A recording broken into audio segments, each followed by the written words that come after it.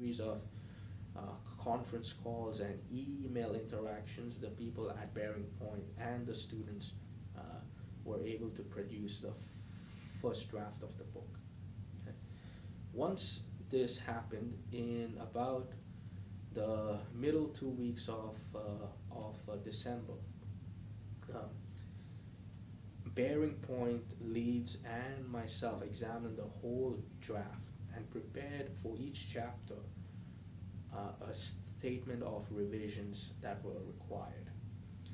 These revisions were then given to the students that took my next class, and again, in a similar fashion to their peers, they collaborated with BearingPoint again to revise each of the chapters. And right now, we have a book that's about 330 pages that is now in the process of being edited and revised. And we hope to launch the book in June of this year. Once the book gets launched in June of this year, we already have commitments from a number of global universities who are going to use the book. And as part of using the book, they have agreed to create student assignments wherein, let's say a student writes a term paper. The student will have to identify up front which chapter in the book would be the most likely place for that term paper to be appended to. And so what will happen is if a school uses the book, one or more assignments that the students prepare will get added in the next release of the book. So every year we keep, or every half a year hopefully, we will be able to announce new releases of the book. So for example, if a class in South Africa is going to use the book, one of the challenges they have is they have lots of grand theories about change management that they learned from the US and the UK and Europe and so on.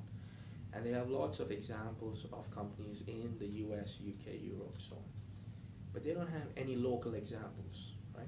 They don't have enough of cases on local organizations. Similarly, students in the US always keep hearing about cases of Nike, GE, IBM, Accenture, all of these big names, but they are very US focused companies. They don't have examples on companies how they operate in Africa or lots of parts of Asia. So the goal would be the students who are using the book in Africa would write up cases about African companies that are doing change management. Students in Japan would write up Japanese case studies. Students in India would use Indian companies.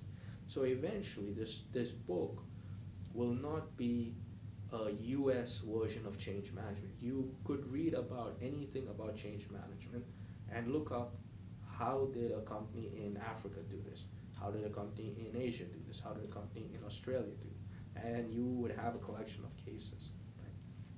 And the other thing with this book is, at least from a personal perspective, all of my students right now that were involved in revising the book are going to be using that book in a few months as they take their change management class.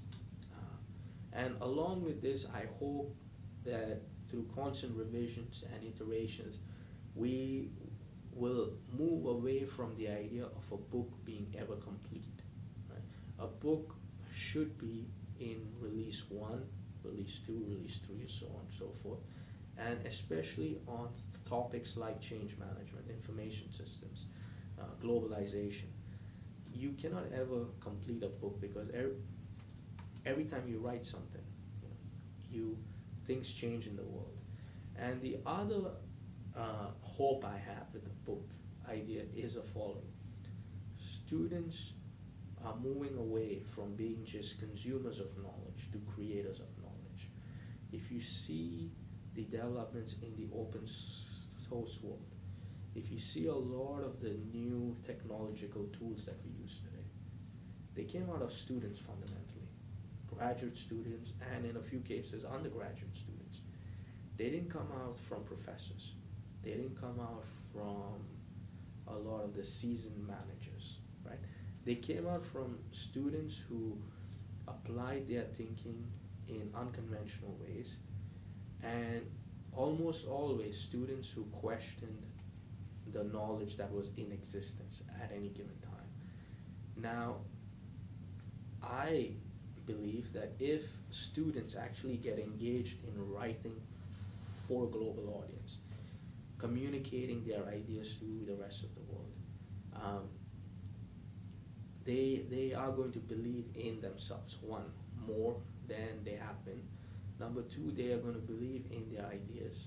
And number three, they are going to know how to communicate them to a global audience.